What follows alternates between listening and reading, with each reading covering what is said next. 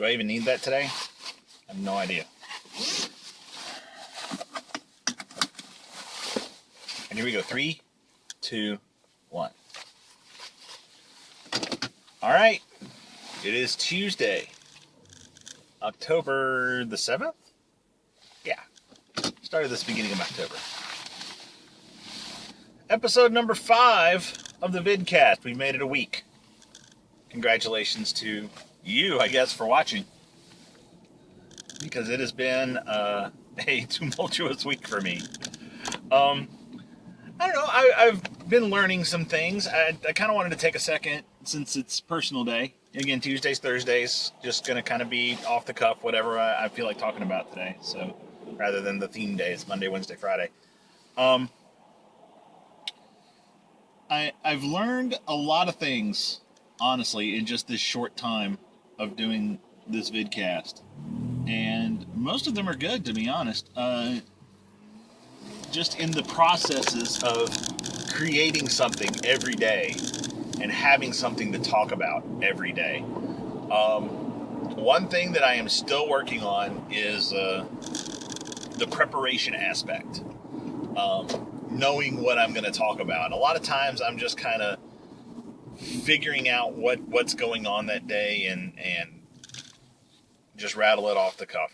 Today, Thursdays, they're pretty easy because it's, what do I want to talk about today? So I have about a 15, 20 minute period while I'm driving to drop my daughter off at daycare to figure out what I want to talk about. And then the 8 to 11 minutes, depending on the commute time, from when I drop my daughter off to when I pull into the parking lot at work, is when you get to hear me ramble. So it's a pretty short preparation period, and it's not like I'm taking notes because I'm driving while I do it. So it's a process that could use some work. Maybe I can start planning things out, and I think as the time goes on, I'm going to start having these ideas of what I want to talk about from week to week. So it'll be interesting. Like today I really need to spend a little bit of time at some point figuring out what I'm going to talk about tomorrow, because tomorrow being SID day, I need to have a good topic. So that's the big thing. Today I can ramble and it doesn't matter.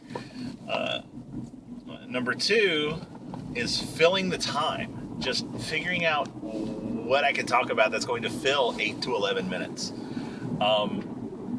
It's a little harder filling the time on Mondays and Fridays because I'm working with a set amount of information, because it's the weekend in Norse athletics. It's, here are the things to talk about. I can jot it down. I had a nice big sheet of notes actually for Friday and then for Monday, which oddly enough I wrote in the lobby. Or I started thinking about it in the lobby, sat on my phone researching it, and wrote all those notes in the car before I started. So, again, preparation. But when I'm working with that set amount of information, it's a little harder to fill all that time. And if you noticed, like the first couple of episodes, I was talking all the way until the point when I parked my car in the garage. So it's making sure I can fill that time or using it appropriately. Another thing is the technical aspects of what I'm doing. Like when I first started, I liked the idea of being able to see what I was doing. So I used the front camera on this phone, which I still forgot to turn my ringers off. So that's going to be a doozy when those emails start pouring in again. But I liked the idea of seeing that screen, and so I went with the inferior camera, and it really showed in the results. So I ended up changing that. I can't see what I'm doing now, but I think it's making for a better product. And it takes me a little bit more time on the editing side because I have to go in through YouTube and trim out the front when I'm putting the camera in the mount and the end, because I can't just hit the stop button when I'm done. I had to take the camera out of the mount and stop it and all that stuff. So, and you guys don't want to see all that. So I do a little trimming. So now I guess the jig is up. There is a minimal amount of editing to this show. So that might come as a shock to probably nobody. I don't know. So probably a good thing. And as I go on, I think I'm going to work on my processes and try to do even more editing and cleaning up, especially of the lulls that I have, because I know I'm the kind of talker that I can't just ramble and ramble and go and go and go and go and go. I have to have these mental breaks, and maybe that's just a thing that is a quirk up here, but that's how it's going. And my son, my son is giving me some topics too, so I'm going to try and figure out how to fit those in as well. So he what he wanted me to talk about today is video games, honestly. And it's something that, I don't know, I guess is near and dear to my heart. I kind of grew up in the zenith of home video gaming. So I was excited as a 7-year-old boy when my dad went and got us a Nintendo Entertainment System with Super Mario Brothers and Duck Hunt. And oh my gosh, would my brother and I wake up dark early in the morning, turn that thing on and play it. Actually, I think I would do that. It was in his room when we started, so I would go in my brother's room, wake him up, play on it, and wake him up and frustrate him to no end. But we still had a good time with it. And but that's really kind of when I grew up, and you know, it was right as the video arcade age was starting to it had passed its pinnacle. It was starting to go down a little bit, but I mean, the video arcades were still out there. We'd go to the mall, and I'd beg my mom for a couple of dollars in quarters, and we'd go to it was called Jolly Time in the Quintard Mall in Anniston, Alabama, and go and spend a couple of dollars in quarters, and that could last me an hour, or it could last me 15 minutes, or maybe it was always closer to 15 minutes because as a young boy, I had no concept of how much time I was in there while I was happily chucking quarters into the machines and playing games and getting a little bit of a smile. But I don't know. I mean, maybe it's juvenile of me to say. Maybe it's not acting my age as a responsible 34-year-old adult. But I play video games. I do. I play them about as often as I'm allowed to anymore, which unfortunately is not nearly as often as I would like to. I'm finding as I get older, and this may be something that my father found as well, and the other adults in my life as I was growing up, is that, you know, hey, they love to play games too. My dad had a bunch of games for his for the computer that he had on those old 5 1/4 inch floppy disks, and then later on 3 1/2 inch floppies. That he'd play on the computer, and as I grew up, I noticed that he was not playing those games. He wasn't taking that time, but I was finding them, and I was playing them, and I was getting a lot of joy out of them. So maybe it's not something that's unique to me. I don't know. I mean, I know my dad's been looking for racing games for him to play on his computer, and maybe on a video game console now that he has a little time on his hands as a retired man of age. So I don't know, it's something that has grown up with us over time. So, and it was always more of a one-person thing for me.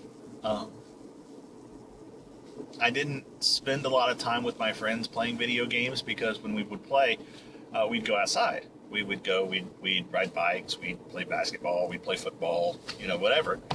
Go outside and do things, and so the games at the house were something that I would sit down by myself, or that on the rare occasion I would sit down with my brother. But you know, Pat and I had very distinct tastes in games, and most of the games we enjoyed were single-player excursions. So not a lot of playing together, but when we did, it was usually a good time. Other than the times we'd, you know, get in arguments and throw controllers and fight with each other, and, you know, do all the things that two boys that were 18 months apart growing up would do.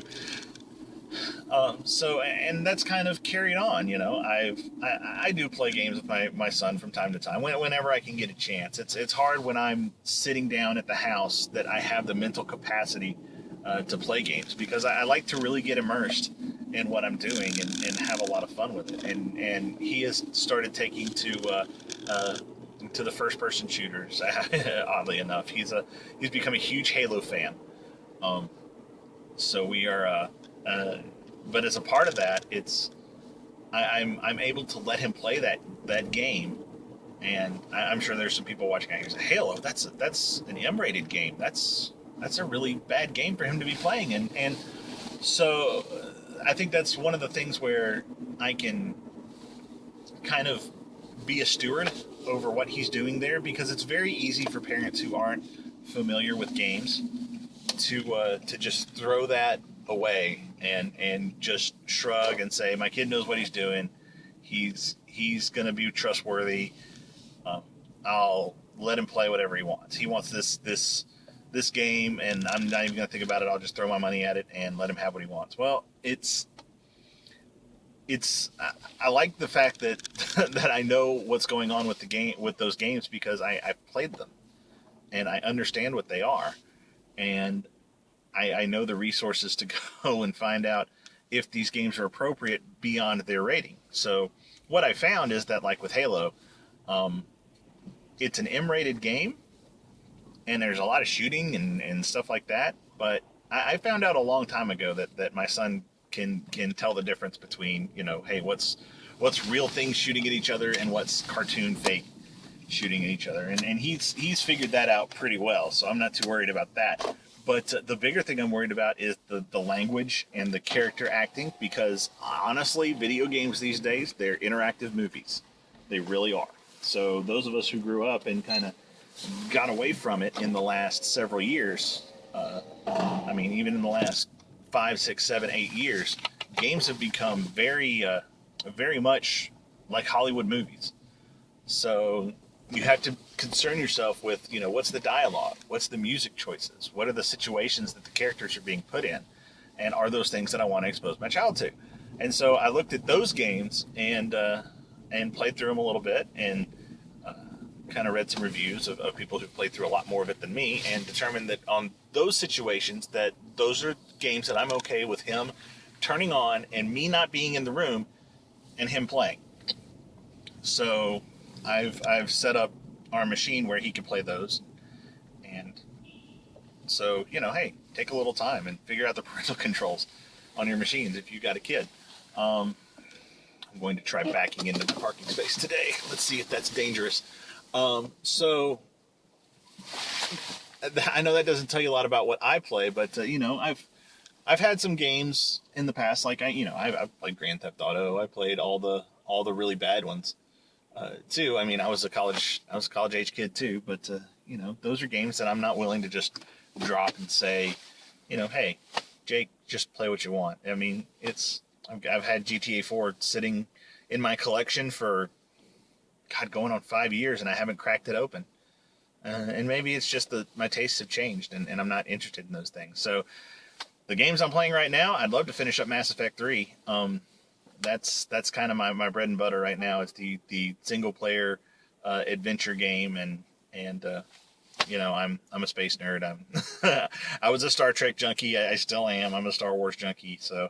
So I enjoy those kind of games, and I've been trying to play through Mass Effect. I play through XCOM on my computer as well, which is a kind of a humans versus aliens strategic game. So that's a fun one too, a turn-based strategy. So if kind of the board game-ish video game experience is for you, maybe you try that one out, download it to give it a shot. So and if you ever want to play a game, hey, let me know. I'll help you figure one out. So.